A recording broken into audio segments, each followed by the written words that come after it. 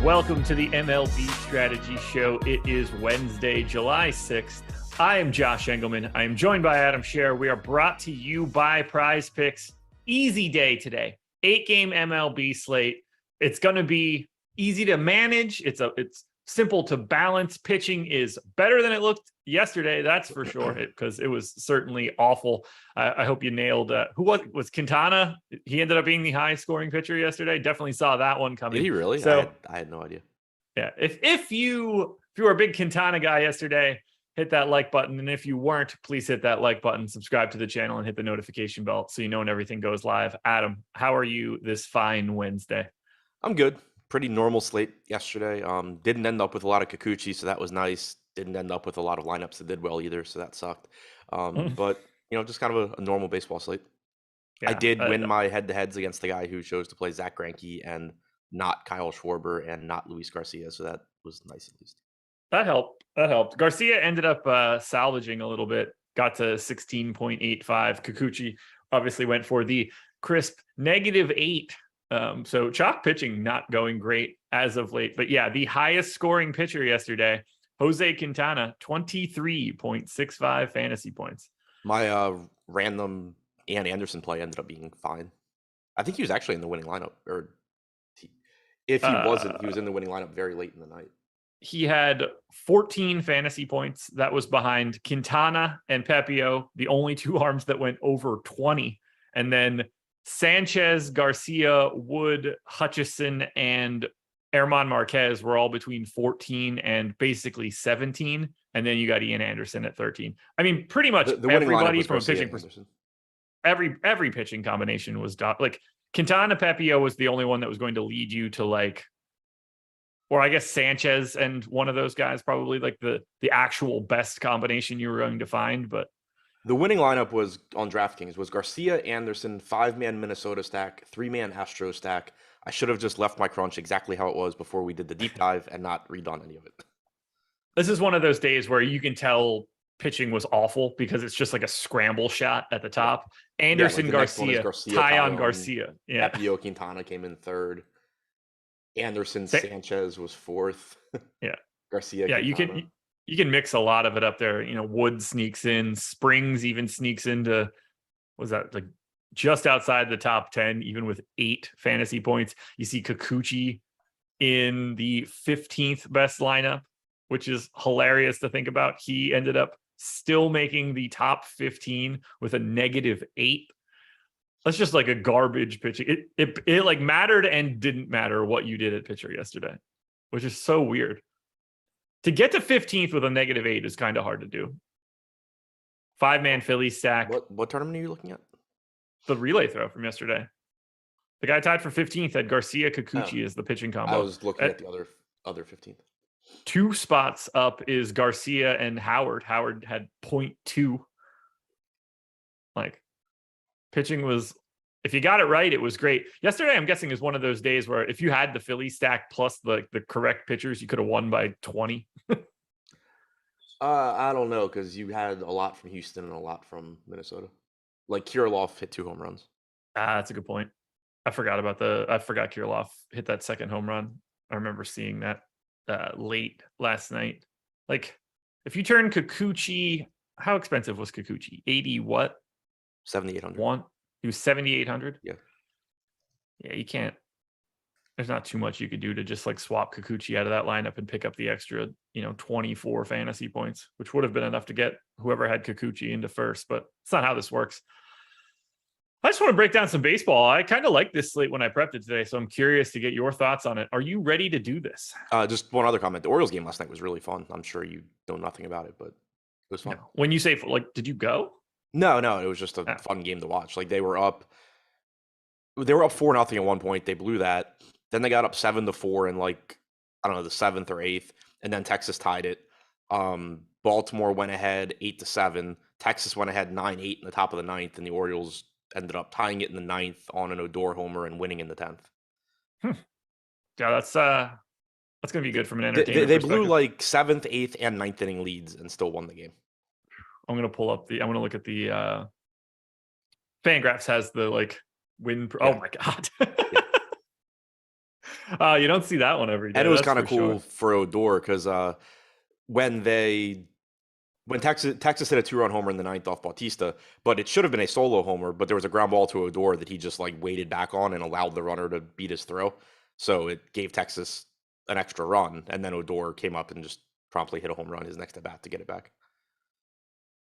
I'm looking at the win probability chart right now, and it's just like sky high, down, sky high, way Yeah. down, back up, and then just like this jagged heartbeat. Not a lot of them yesterday looking in a similar fashion, that's for sure. 8 games today.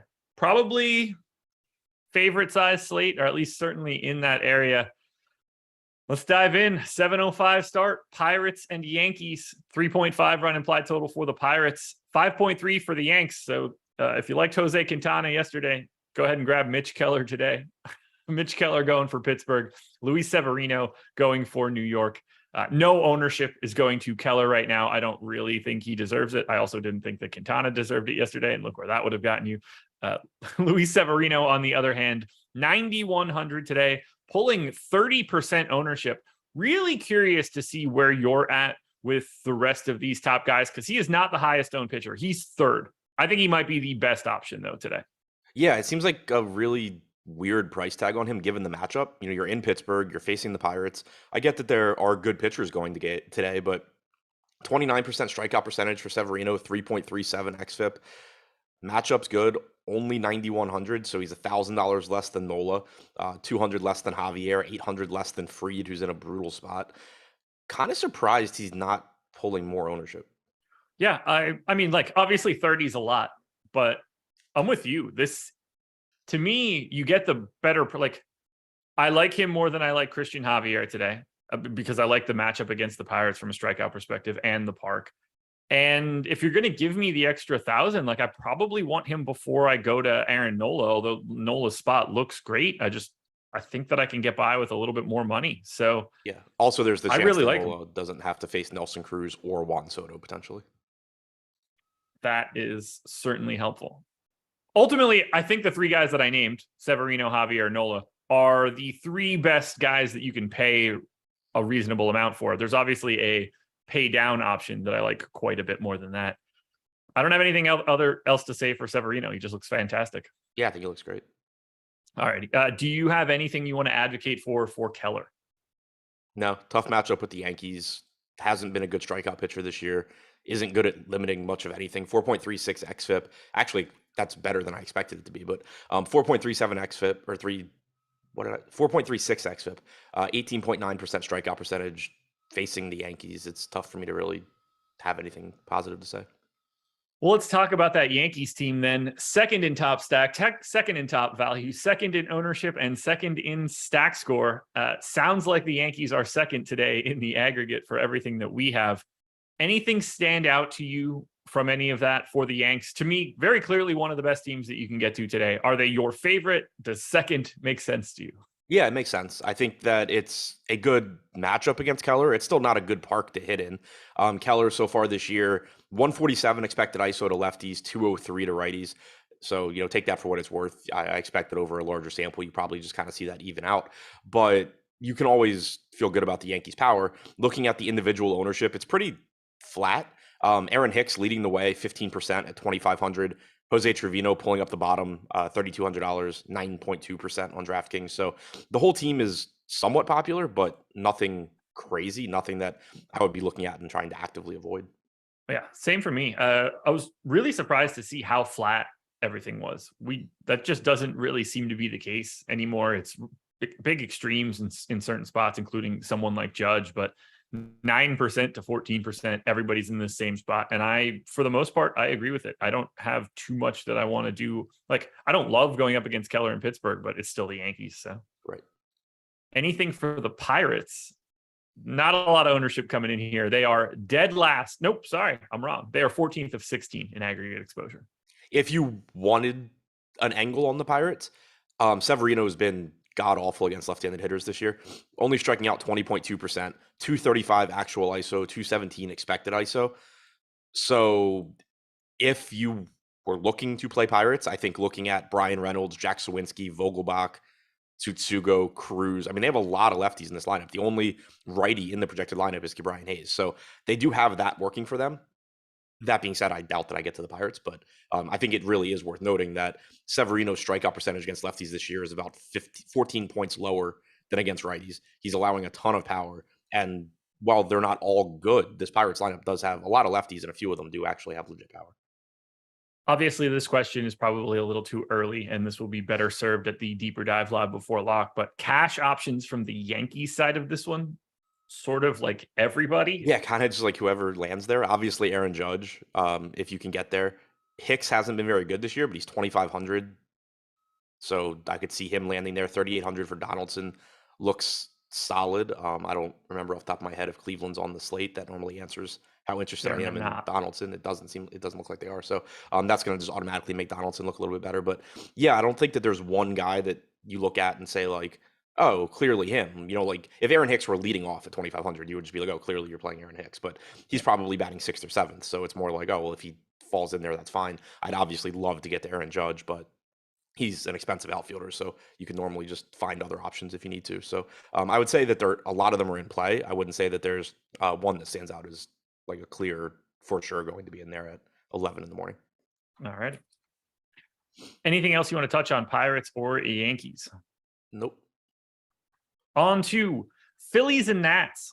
4.6 run implied total for the Phils, 3.1 for the Nats. Aaron Nola and Josiah Gray. Gray actually at 8,200, pulling about 10% ownership. I think that looks pretty reasonable, but we really need to talk about Aaron Nola. 10,100, the only guy above 10K, the most expensive pitcher on today's slate. 46% owned on DK, 34% owned on FanDuel, where he's 10,500. I mean, clearly he looks like he's in a great spot, but I don't love this matchup from a strikeouts perspective. And 46% just feels a little sizable. Yeah, I mean, like I'm okay with it. It kind of reminds me of Luis Garcia yesterday in that, obviously there are better alternatives on the slate than there were yesterday. Not the Nola, but than there were yesterday. Yeah. But it's still just, and we talk about this a lot with the top tier pitching. I'm much more willing to just play popular pitchers than I am popular stacks. So especially when you talk about them being over-owned relative to their chances of success, even though, 45% ownership is probably a little bit higher than it should be, given that he has a 34% chance of being a top 2 pitcher. That's still a 34% chance of being a top 2 pitcher. That's really high. And he's obviously a very good pitcher. I mentioned it a second ago too. We don't know what this Nats lineup is going to look like. If Soto and Cruz are in, it's still a spot that I'm certainly willing to go to for Nola. But if those two are out, I don't really even care what's happening with strikeouts. You're just getting an unbelievably bad lineup. It is going to be not very good if they're not in it, that's for sure. And that'll certainly help things out. Do you happen to know, I wanted to check, and there it goes. It was taking a second to load. Is he doing his normal thing where he's like way better at home this year? I'm guessing yes, because it's been Forever. So long. Yeah. But it's not something I've looked at. Yeah, he's actually been worse. 278 WOBA at home, 258 on the road, 2.93 xFIP at home, 2.83 on the road, 29.6% strikeout percentage at home, 28.6 on the road. So he's actually evened out pretty much. But that's lefty righty out. Well, this matters. 222 BABIP or 221 BABIP at home, 314 on the road. Okay. So even worse at home, really. Yeah. But yeah, so the takeaway here from that is I wouldn't care at all. The only reason I'd mentioned it was just Philadelphia obviously is a pitcher's park, but Nola for like his entire career has been much better pitching there. So I just wanted to see if that was continuing. But the fact that it's not and that things have evened out doesn't make me like him less. It just was something I was curious about. Thoughts on Josiah Gray at 8,200? Lukewarm. He's got decent stuff, but he's also gives up a lot of power. He has a 25.4% strikeout percentage. That's good. 4.36 xFIP, but a 10% walk percentage, 1.78 home runs per 9 innings. Definitely a boom bust spot here because even without Harper, this is still a dangerous lineup. Schwarber, Hoskins, Castellanos, Hall, Realmuto, Gregorius. Like these guys can all do damage, especially in Philadelphia. But he's only getting 10% ownership, so relatively low owned. Does have a high ceiling because of his strikeout stuff. I think he's kind of just correctly owned right now. Yeah, he came out of my sim at 12%, so I don't really have much else to say. I'm clearly going to get there. I don't really Josiah Gray, he's fine. Definitely need to talk about the Phillies bats, though, because the Nats bats are dead last in ownership. That's what happens when the opposing pitcher is tops in pitching exposure. So let's talk Philly. 5th in aggregate ownership, 10th in top stack, 7th in our stack score. I think I like Philly a little bit more than the public currently does, but our top stack odds a little bit shorter than I was expecting. 4.6 run implied total, I kind of expected to be a little bit higher too. Where do you land on Philly today? Great Park, solid-ish matchup. Yeah, I think they look pretty good. And one thing I do like, even though you mentioned that we have the aggregate ownership a little bit higher than the top stack odds, you do get a bit of a split here. Like Kyle Schwarber is leading the way, 17% owned, 5,100. I think he looks really good. That was kind of an interesting talking point on Twitter. I know Neil Orfield brought it up, but I saw other people mentioning it too. Like people were just like really upset, I think, that Kyle Schwarber hit 2 home runs at like 18% owned yesterday.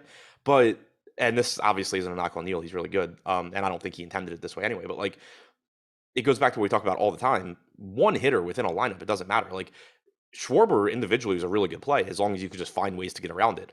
I think that 5-man stacking a Philadelphia team that was all like 15% owned was kind of difficult, especially if you're doing it like with Garcia and Kikuchi or something. That's where, it would start to become a problem. But like, yeah, it was just something I noticed being on Twitter during the games last night was like, there was a lot of,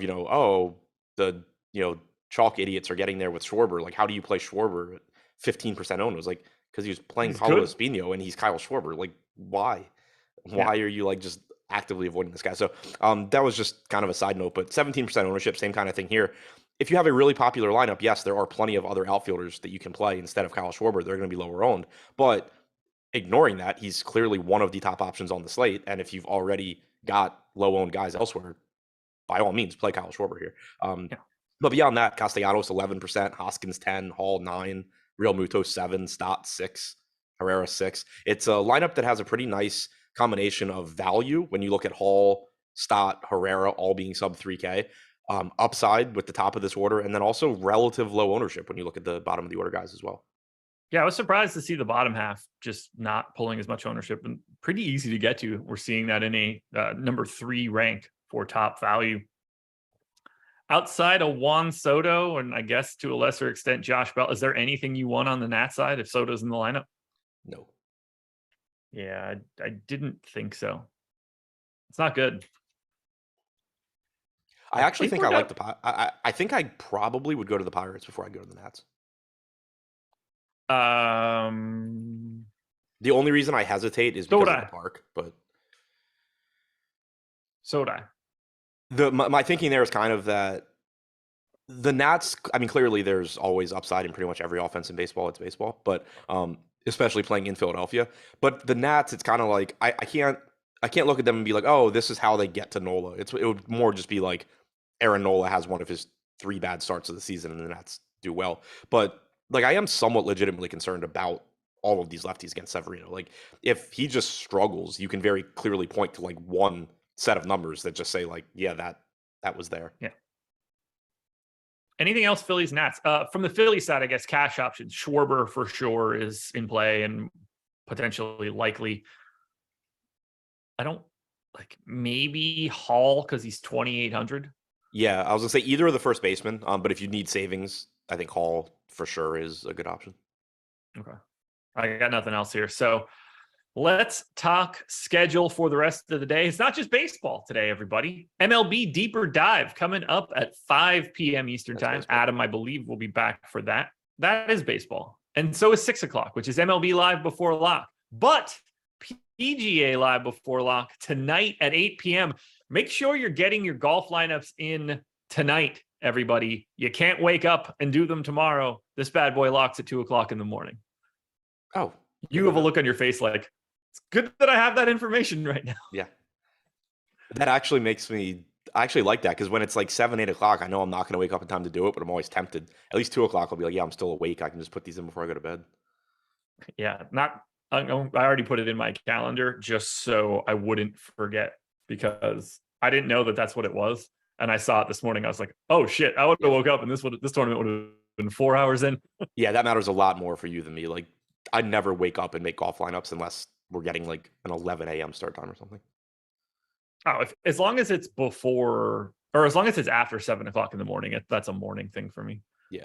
But You're also going to be up way later than I am. Right. Yeah. No, I probably just won't go to sleep before lock. Yeah. I mean, I don't even bother waking up for withdrawals. I just sleep through it and hope that I run good.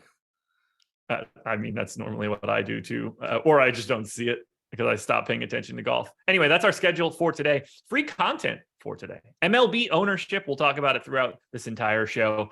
PGA top golfers. So if you are playing those golf lineups tonight, our PGA top golfers tool should help you out.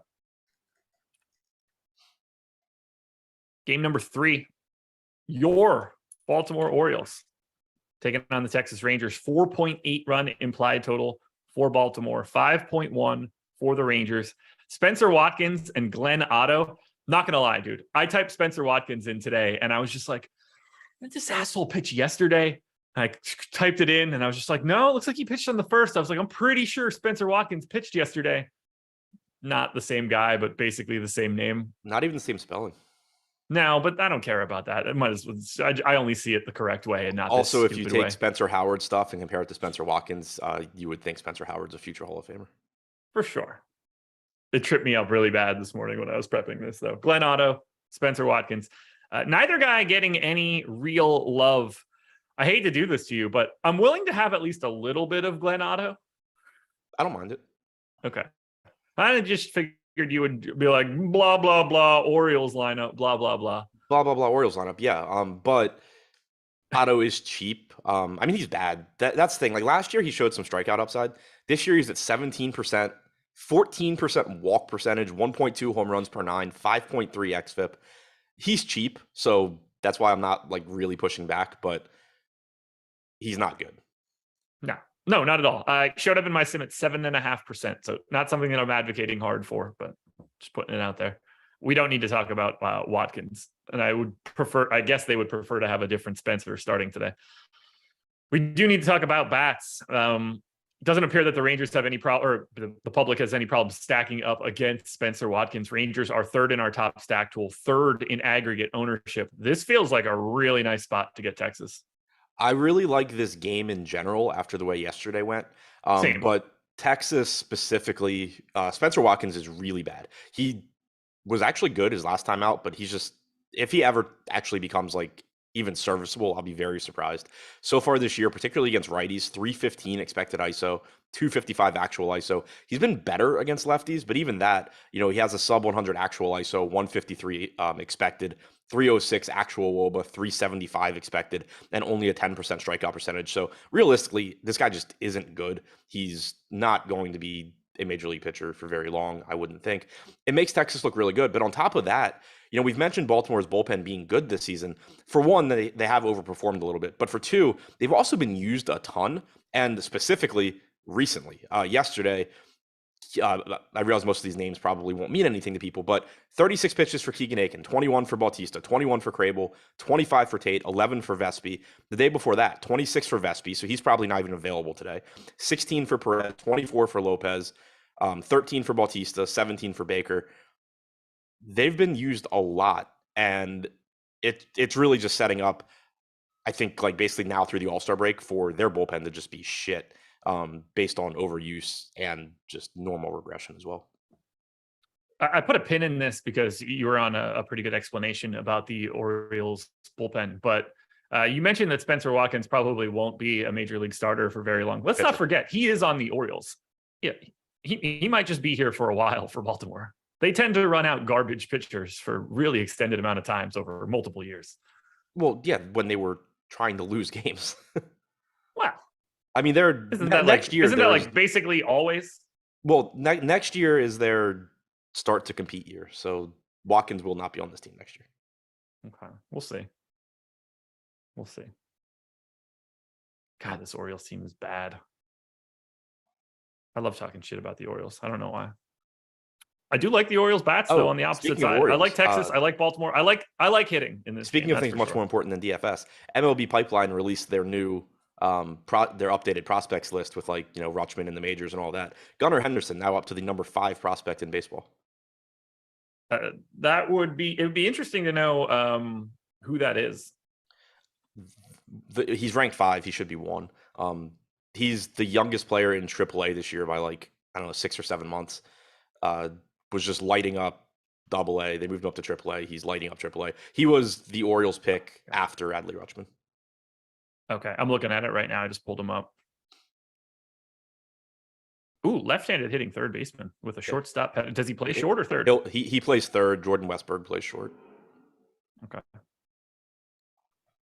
Yeah, he's certainly raking right now. Yeah. My guess is he'll be up next year. I kind of like if they somehow go on a run where they're like flirting with the wild card, they're not going to trade for anybody, but I could see them like bringing up Henderson. But my guess is that they'll just keep him down and bring him on next year. But yeah, he's been unbelievably good. Is there anything dumber than service time manipulation? Like it's definitely when I say dumber, I mean like I understand why it happens. It is it's more dumb sound that it business exists, decision. Yes, you should never be in a situation where you're in some way have a disincentive to not play a high level prospect that is undoubtedly, I would imagine at this point, one of your 15 best position players in your system. Right. They would immediately be a better team right now if they brought up Jordan Westberg and Gunnar Henderson and started them over Odor / Urias / Mateo, whoever you want to take out of the lineup out of those guys. Like, could you imagine?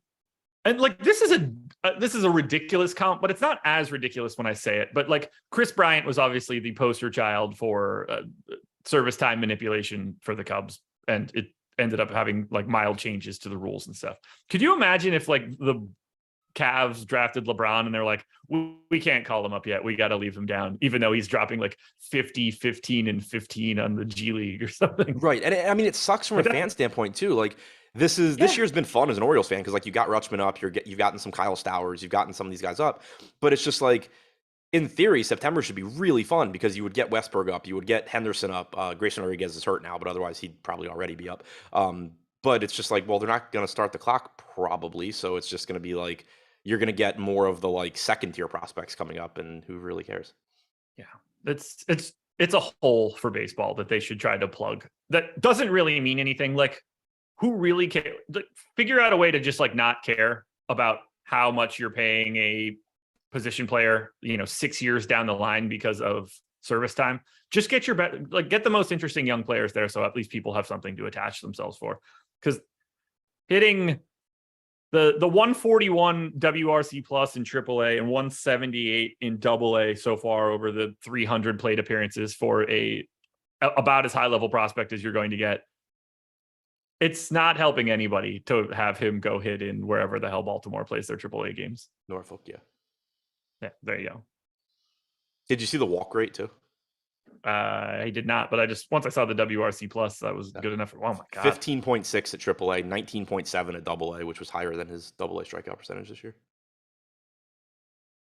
Ah, man, that's a shame. And keep in mind, he's like 2 years young for that league and like 4 years young for AAA. Even if we just wanted to say like, this is like Zip's projection for him for the rest of this season or whatever one we want to look at. Steamer has him at 115 WRC plus. The Bat has him at 93. Like even 93 is not god awful if you're coming up as a rookie. Yeah, I mean Steamer has him 184 ISO too. Yeah, just now I'm curious. Somebody in chat said, "Why would you want those guys over Odor and Mateo? They're heating up."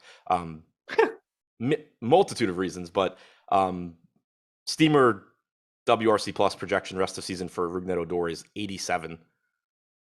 Compared to you should never be making decisions on anything thinking I need to get Rougned Odor more anything. Right. Jorge Mateo, I think, is going to be a good utility infielder in his career. He's really fast. He's good defensively. He can't hit for shit. He's not a starter. He's 27 years old and he's hitting 195 this year. So yeah, he's got a glove and he's insanely fast. Rougned Odor will not be in baseball in like 2 years. No, not at all. I mean, we're 206, 262. 408 /line, 86 WRC plus. Yeah, just Jordan Westberg, Steamer projection 100 WRC plus. He's at 162 at AAA right now after 123 at AA. Like both of those guys, if you're just trying to not worry about service time and everything, they make the Orioles better today. Have we finished talking about Rangers bats and Orioles bats? We didn't even start. I just wanted a Gunnar Henderson rant. That's fine, man. It's more interesting. So. Grayson Rodriguez did drop from 3 to 4, which is bullshit. The guy's just like tearing up AAA, gets a lat strain, and moves down the prospect list. But that's who's won. I don't know. Riley Green. Okay. And So then many of these guys are like up right now. So I didn't Riley know. Green was up. The next two aren't, and then it's Rodriguez is the number one pitcher, and then Henderson. Looks like Francisco Alvarez is the highest ranked guy on FanGraphs that isn't up at this moment. He's the Pirates, is that right? Mets. Okay. Mets catcher. So anyway, the bats for the Rangers look good. We should do a prospect show. Well, yeah. It's been a while since I've been able to get excited about Orioles prospects, but the bats for Texas look good. All the reasons we said. Spencer Watkins isn't good. The Orioles bullpen is worn out and also probably going to regress at least somewhat going forward. On the other side, it does. The Orioles are going to look good one way or the other because Glenn Otto is not good, and Texas's bullpen did have to pitch quite a bit last night as well. Where'd they go?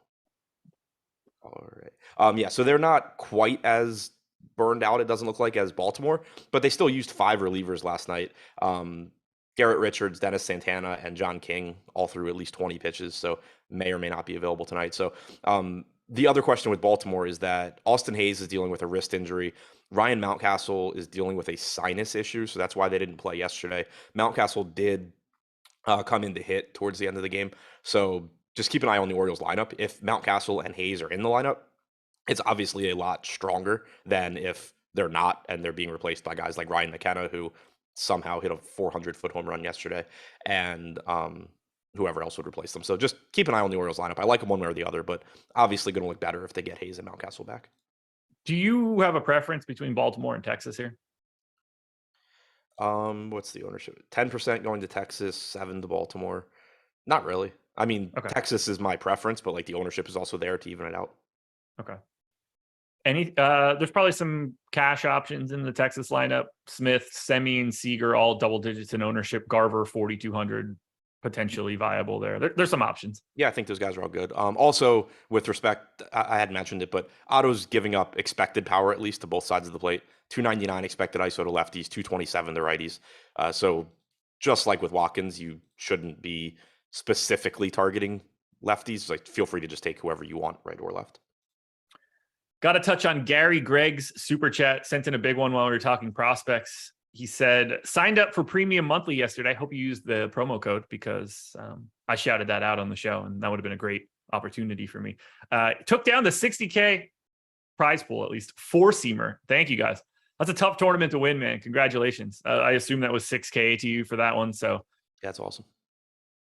Popping the 4-seamer is always going to be a good feel. That should cover you for a while now. Buy something nice, save for taxes. Red Sox and Rays. One last Rougned Odor thought, because I kind of shit on him a little bit, but I'll always appreciate him for just rocking Jose Bautista. Oh yeah, yeah, he didn't care. The craziest thing about Rougned Odor is the other Rougned Odor. What? That his brother has the same name. I didn't know that. Search FanGraphs.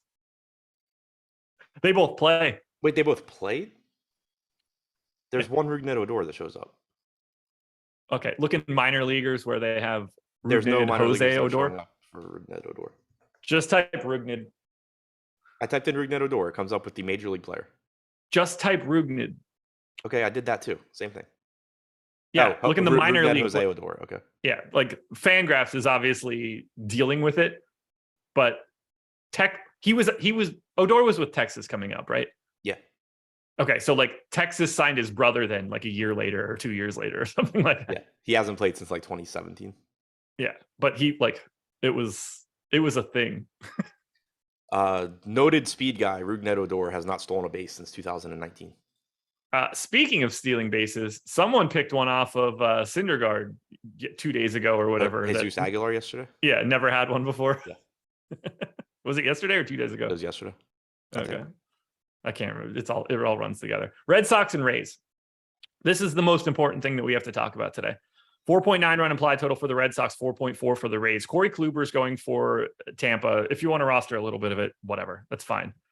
Brian Bello going for the Red Sox is 17% owned at 5K, has a massive strikeout rate this season coming up for today, appears to be fully stretched out.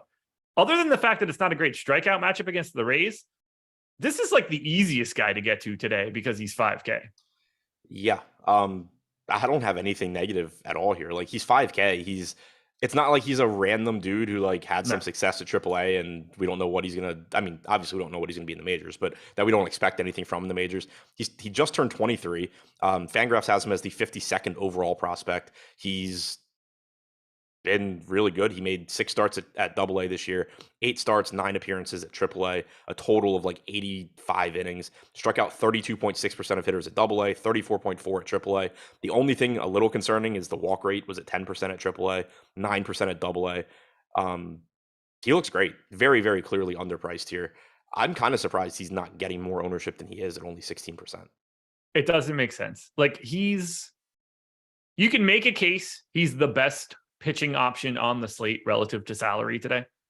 And even if you want to just say that it's like one of those top guys, I don't know how you prioritize anyone ahead of him other than Severino, Javier, and Nola. There's nothing below Severino that I would want to get to more than him because he's $5,000. The floor is fully functional. The ceiling is essential.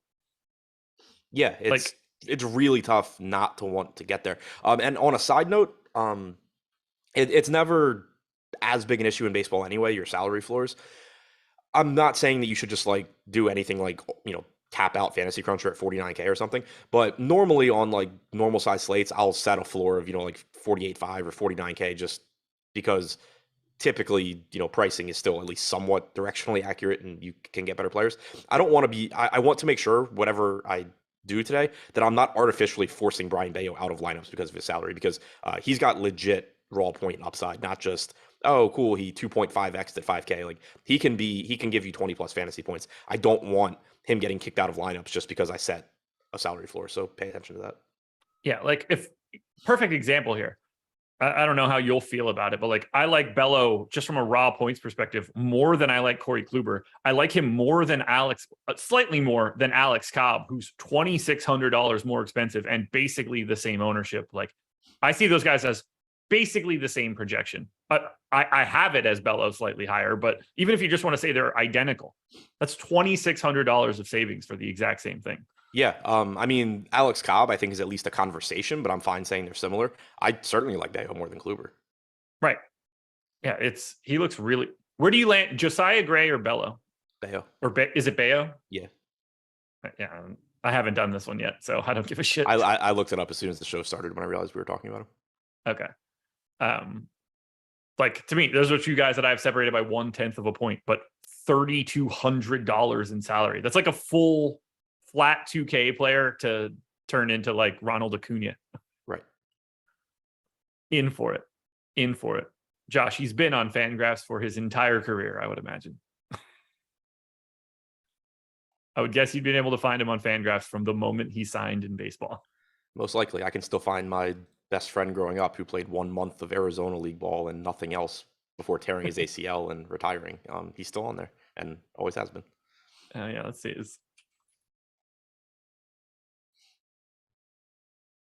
Yep, I can find the guy that I played against in high school. Yeah. He's 38 years old, only got to AA in 2009. Ended up being the quarterback for Boston College. Yeah, another one of my friends growing up maxed out at AA, and yep, he's there. He's been retired for I think like 4 years now. Let's see, what did Shinsky finish with? Oh my God, what a piss poor strikeout rate. Embarrassing. All right, do you have anything you want to say about Kluber? Not really. He's decent. 21% strikeout percentage this year, very good. 4% walk percentage, 3.95 xFIP. He's a solid pitcher. It's just that I don't see a whole lot of use for him on this slate unless it's just like a random, oh, okay, well, I need to save some ownership in this lineup. It's not a great matchup against Boston. He's getting out of Tampa Bay. He's not at like a great price point. You just have, he's a little bit more expensive than Cobb. He's close enough to guys like Severino and Javier that it's just realistically not going to be that difficult to get there. He's more expensive than Bayo, who I would just clearly rather get to. So I think it's going to be pretty tough to really get him into lineups. Now we need to talk about the interesting thing that is the 4th highest owned stack for today is the Tampa Bay Rays. 4th in top stack, number 1 in value. How do you want to balance Bayo and Rays bats? I'm fine not getting to as much Tampa Bay as the field. Same. I don't like it nearly as much as they're showing. Yeah, I just don't think that. So I think the main reason they're getting ownership is because they're so cheap. But if I play Bayo, I don't need the salary, so I don't really care. Um, that's kind of, like I guess Tampa Bay makes sense in lineups where you're paying up for pitching, but then the issue that you're going to run into, not that you can't sort of work your way around it, but if you're going, let's say Nola, Severino, Tampa Bay, cool. That's what like every Tampa Bay lineup is going to look like. So, Yeah. some combination of those guys up there. So that's kind of the issue. I would expect right now that I just don't get to as much Tampa Bay and I get to more Bayo, especially if we're going to keep his ownership projection at like 16%. Yeah, I anticipate getting to more of Boston than I do of Tampa. Not that I really want to target Kluber all that much, but Red Sox 8th in aggregate exposure, 7th in top stack, but their 7th is 7%. The Rays 4th is 7.8. So just from a rank perspective, that looks like there's a giant gap. There's not in top stack percentage. And I think Boston's going under owned. I like the Red Sox more than I like the Rays. Yeah, I think I agree with that just based on the ownership and talent in the lineup. Kluber is, I guess, less of a wild card than Bayo. Anytime you're talking about a pitcher making his major league debut, who the hell knows what's going to happen? Who knows what's going to happen ever with pitching? But especially when you have a guy making his major league debut. But still, I think that there's a lot of talent in Boston's lineup. I'm not excited to target against Kluber either, but you are getting him outside of Tampa Bay. He does have a 234 expected ISO to righties this year with a sub 20% strikeout percentage. So yeah, I'm with you. I think getting to Boston at the lower ownership is a little bit more appealing to me. Any cash options on either side here? Bayo? Yeah. I'm not saying that Devers. like you have to go there, but having not built a lineup yet, I would just guess that cash pitching is either Nola Javier, Nola Severino, or Nola Bayo. Yeah, I agree. Anything else in this game, Red Sox and Rays? Nope. So let's talk Prize Picks, everybody, presenting sponsor of this show. Before we get to Prize Picks, hit that like button. We need to be up to 100 likes. So the 370 people that are in here, if you haven't hit it yet, please do so. If you use the promo code AWESOME when you sign up at Prize Picks, you'll get a $100 match deposit bonus, which means if you put in 50, they're only going to match with 50. But if you put in 100, they will match with $100. Who doesn't like free money? You can get in NBA 2K if you want. That's insane that exists.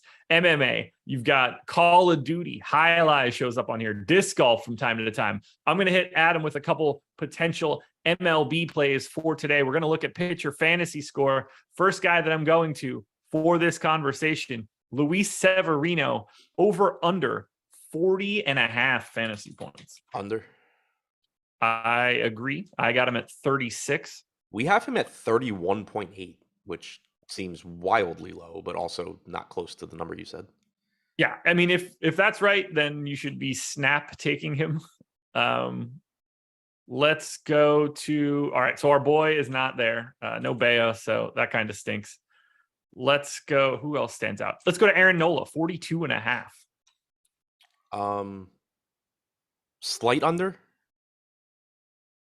I think that's pretty close. Yeah, like I got him at 35.5, so I'm a little bit lighter. I think I'm always just naturally going to be light on the upper bound of this. Yeah.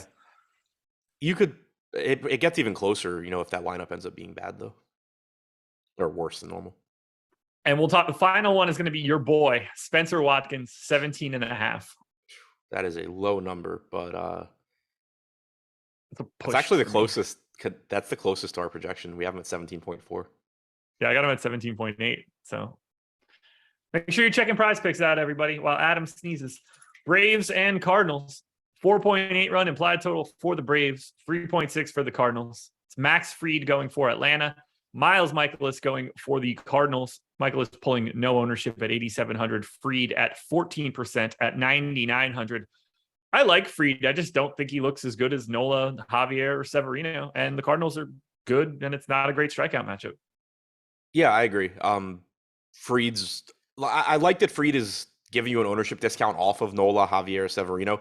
He's a really good pitcher, but it is also a really difficult matchup against a Cardinals team that, one, is good offensively, and two, doesn't strike out. Fried also isn't a great strikeout pitcher. He's a great actual pitcher. 24% strikeout percentage is certainly good, but you're talking about him giving up quite a bit to guys like Severino or Nola or Javier. Only walks 4% of hitters, 2.86 xFIP. Extremely, extremely good pitcher. I do agree that he should be lower owned than these other guys, though. Yeah. Not much else to say for me there. Do you want to get to any Michaelis against the Braves? If you're going to do it, like today kind of feels like the right day, at least based on the lineup that I have in. I just have a really hard time, I think, going to these mid-range guys. Like Michaelis falls into that same category as Kluber for me, where I don't love the price tag, but more so it's just I have a hard time picturing what the lineups look like where I really want Michaelis as opposed to Bayo or one of the better pitchers. Yeah.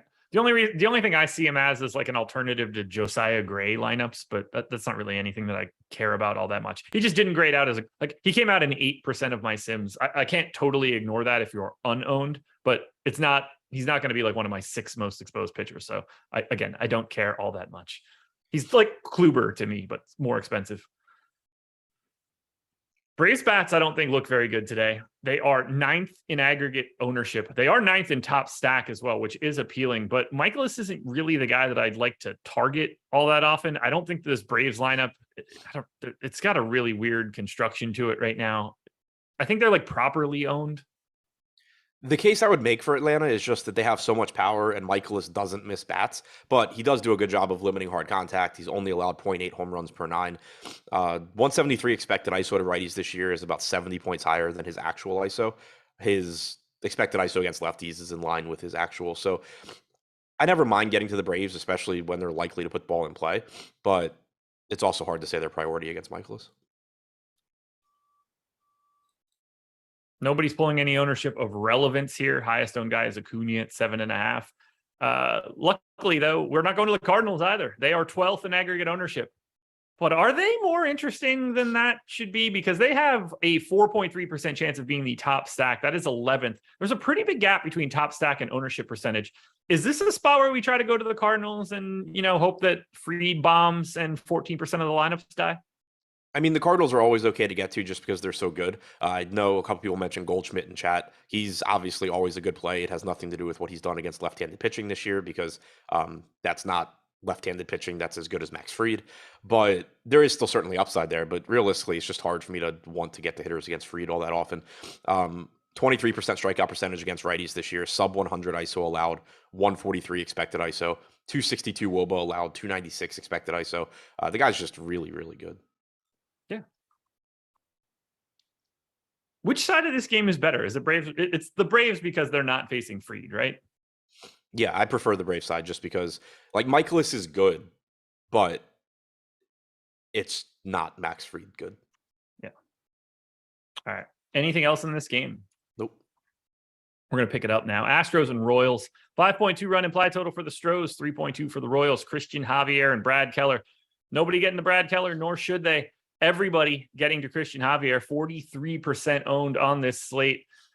I slightly prefer Nola to Javier, but I see these guys identically, and so does the field. Do you have a lean towards Javier here? Do you have a pick between him and Nola, or is it all just sort of the same stuff? Yeah, it's kind of just the same stuff here. It's even the matchup seems similar to me where Kansas City is like they have enough good hitters in their lineup where if Javier is not on top of his game, they'll take advantage, kind of like the Nats if you assume Cruz and Soto are playing. But overall, it's still not a great lineup. Javier has been very, very good this year. Leads the slate in strikeout percentage overall. If you look at his numbers just as a starter, he's, I believe, at about 30. He's up to 33.1%. So still leading the slate. So I really like him. And I guess I'd mentioned earlier that I assumed the cash was going to be some combination of Nola Javier, Nola Severino, or Nola Bayo. It could, I guess, be like Javier Bayo if you really need savings. But my guess is that it's Nola Javier and that you're going to be able to find enough value. Yeah, there are only 4 choices for our cash pitchers today. That I feel confident. Yeah, I think that's true. Astros bats 7th in aggregate ownership here, 6th in top stack. This is just another spot where I want to get to more really high quality bats. 5.2 run implied total is the 3rd highest on the slate. I just don't think the Astros are owned enough in this spot. Yeah, that's been a recurring theme lately. I won with them on Saturday. I know the winning lineup last night had a three-man Astro stack. Keller typically does a pretty good job of keeping the ball on the ground, but he's still allowed a little over 1 home run per 9 innings this year. 174 expected ISO to righties, 177 to lefties. Tons and tons of power in the Houston lineup.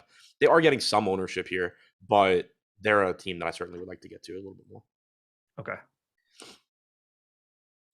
Yeah, Kyle Tucker for me standing out the most. He's 7% owned, 5,100. That's the guy that I'm looking to get to. Yeah, I mean 5% Altuve, 4% Bregman. Is there anything that we can do on the Royals side of this one? I don't really think so. Like, obviously, Bobby Witt's good. Vinny Pasquantino's a good prospect. He's really cheap. I don't really see a need to be taking guys against Christian Javier. There's nothing that really stands out, even in terms of splits. Like, his strikeout numbers are much lower against lefties, as you would expect, but still 26.8% against lefties. That's good. It's just not the 43% that you have against righties, which is ridiculous. 163 expected ISO to lefties, 132 to righties. Again, it's more like Nola, where can the Royals have a good game? Sure, it's baseball, but it would more just be like, oh, that was a fluky thing where Christian Javier sucked. Whereas like with Severino, you can at least point to it and say like, oh yeah, that played out in the numbers coming in and it happened again. Yeah, that makes sense. I got nothing else here. Me One final plug for today. I got to look at something quickly just to make sure that I say this, then I don't get yelled at. Let's see, where is it? It's pronounced okay. Well played.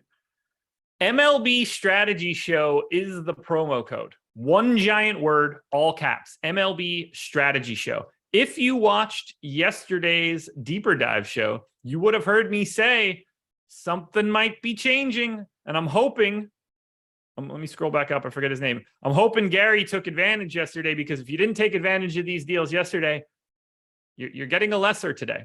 We tried to tell you. MLB Strategy Show, 50% off your first week of Stokastic plus Platinum. I almost got myself with that one. I think I had the check swing. We're going to be good. Stokastic plus Platinum weekly pass for 50% off. Lets you check out everything behind the paywall. It's not just MLB. So if you want to do it, use that promo code. Click the link in the chat right now, but don't read the text before the promo code. It says month. That's not true. It's a week. 2 games to go. Diamondbacks and Giants. Diamondbacks 4-run implied total. Giants 4.4. Merrill Kelly and Alex Cobb. Kelly pulling a little bit of ownership. 8%, in fact. Cobb, 16%. I think both guys are like properly owned. I don't want a lot of Merrill Kelly. I understand getting a little. I don't want a lot of Cobb, but that seems like the correct amount. You're muted. I'm definitely more interested in Cobb. He's really good, whereas Kelly is not as good, especially at getting strikeouts. In his last start, Cobb went 5 innings, only threw 67 pitches. That was surprising because he threw 80 pitches to start before that. Seems like maybe they had an innings limit on him instead of a pitch count limit, which I didn't know teams still did because it makes absolutely no sense. But so we have concerns over how deep he's going to go into this game. I don't think you can confidently look at this and say like that he's going to go deep. I felt pretty confident last time that you were going to get 85, 90 pitches. Clearly you didn't. So that's the concern. That's why I think Cobb's ownership is as low as it is, because based on the numbers, 25.6% strikeout percentage, 2.74 xFIP, I would be expecting to get more of him at this salary, but you do just have, I think, pretty legitimate question marks about how long his leash is going to be. Yeah, I got him in for 5 innings. That seems to be like the dream scenario here for Cobb. Ownership perspective, nobody's getting here. We're certainly going to have to talk about the Giants. They are 11th in aggregate ownership, but 5th in our top stack tool right now at 7.5%. Is this like the most slept on stack we can get to today? Was that the Giants or the Diamondbacks? The Giants. Yeah. I do like them here. They're not getting much ownership, like you said. Kelly is decent, but doesn't miss a lot of bats. 205 expected ISO to lefties this year really stands out. Only a 19.5% strikeout percentage. Lamont Wade has power. Jock has power. Belt has power. Yastrzemski has power. Crawford's a cheap shortstop. Listella is cheap first base only, which is frustrating when he's the same position as Brandon Belt. But that's a pretty solid lineup. And I do think that there's a little bit less pinch hit risk when you're getting the Giants against a right-handed pitcher than a left-handed pitcher. It's more likely, it's just more difficult for teams to try and match up with them and force a pinch hitter. Plus, you're probably not pinch hitting for Peterson or Yastrzemski or Belt. So I do like them just a little bit better against righties for that reason too. Is there anything for you on the Arizona side of this one? There's certainly not cash bat options in this one that I see. Maybe Alec Thomas, but probably not necessary. Yeah, I don't really see. I definitely don't see anything cash wise that stands out, unless like maybe Lamont Wade were to get there leading off. Nothing really from Arizona. I think that Cobb's a very good pitcher. The pricing on Arizona doesn't do a whole lot for me. I think they're one of the less appealing offenses today. All right. Anything else in this spot? Nope. Closing it out with the number one stack of the day, that would be the Los Angeles Dodgers. 5.9 run implied total for the Dodgers, 3.4 for the Rockies. Mitch White, Jose Urena. Urena, no ownership at 5,500, nor should you. Mitch White, though, 8% owned today, 7,900, scratched yesterday, allegedly going today. I think he looks perfectly reasonable as an 8% arm. Yeah. Any Mitch White? Yeah. Yeah. He's fine. 7,900 is reasonable. He jumped like 10% since yesterday when he was supposed to pitch. Bayo just kind of ruins this whole range for me, though. Like, I think Mitch White is fine. I just, in most lineups, I'm going to be able to find something with $2,900 that I can improve. And go to Bayo. Yeah, he's not all that interesting. Carlos Manzo just not realizing that you said you have no idea what your DraftKings exposures are for best ball, but we're going to keep going down this road, apparently. No, just to answer this so I don't have to keep typing it. No, DK doesn't do it. I have no idea what my DraftKings exposures are. Which is what I read in the first response to this one, but there it is. Oh, never mind. You just said underdog. I knew we were going to get there eventually. All right, let's talk Dodgers. Number one top stack, number one in ownership. They are heavily owned. This is clearly a spot where you're getting 3, 4, potentially 5 cash game options, especially if you're paying down for Bayo, where now you have the additional salary to turn any of these guys into cash options. Somebody like Jake Lamb with third base outfield at 2,300. What do we do here today for the Dodgers? How do you manage this aggressive ownership? Because it seems completely warranted. Yeah, it does. I had no idea Jose Urena was still playing baseball, but that's good to know. Guy that really could only pitch in Miami now plays for the Rockies. That should go fantastic for his career. The ownership here is pretty crazy when there are a lot of other good offenses on the slate, but it's also a really good spot. You have an implied run total north of 6 for the Dodgers. You still have an absolutely broken price tag on Mookie Betts, but also on Max Muncy, who's at 4,200. The only players on this team on DraftKings that are 5K or more are Freeman at 5K flat, and then Turner at 5,900. Bellinger is super cheap. Lamb is very cheap. Smith's underpriced. Muncy's underpriced. Betts is underpriced. Justin Turner's cheap. Gavin Lux is inexpensive. Like, this team is so easy to get to. The only concern is the ownership. It's not like you're, run of the mill. Oh, these guys are getting 15, 16%. You're talking 31% to Mookie, 27% to Muncy. It's more likely for me probably that I'm using them as one-offs and 3-mans than full 5-mans, just because that's going to pile up the ownership pretty quickly. And also because there's not a lot of low-owned pitchers that I really like today. So I think normally if you go back and look at my exposures across 150 lineups after a slate, normally it either ends up being a slate where I'm very concentrated on pitching and spread out across stacks, or I'm spread out across pitching and concentrated on a few stacks. I obviously haven't built lineups yet, but my assumption today is that I end up pretty concentrated on pitching and just spread out more across a lot of stacks, which would just naturally bring me in under the field on the Dodgers, even though individually I still probably get plenty of these guys. All right. Yeah, I don't have anything to add here. Like, they are so very clearly the top stack today. I don't really know what else to say. Got to be very conscious about it as you put your lineups together. I don't think that you need to be all that conscious about rostering Rockies, in that you probably just shouldn't. Chris Bryant one-off or whatever, go for it. But there's nothing for Colorado for me. Do you see anything? No. Colorado outside of Coors is typically a spot that I'm not super interested in. They're priced up at the top. Chris Bryant's still, I guess, reasonably priced, but it's not difficult to find good outfielders in that range. Well, then let's sum it all up. Favorite stacks for today? Texas, Houston, San Francisco, probably. Okay. Potentially And then best Baltimore if they get pitchers? their guys back. Best pitchers should be easy because we've said it in abundance today. Nola, Javier, Bayo, Severino. There it is, everybody. Another strategy show in the books. Adam, you've got GPP videos coming up later and the deeper dive. Yep. Enjoy it. I'm done for this one, although I am playing the slate. So thank you guys very much for being here. Hit that like button on your way out the door. Thank you to Prize Picks for being the sponsor. Sign up at Stokastic using the promo code MLB Strategy Show. Plenty of content for the rest of the day. Enjoy it all, everybody. Keep your eyes peeled for the weather later tonight and win some money. Talk to you again tomorrow. Peace.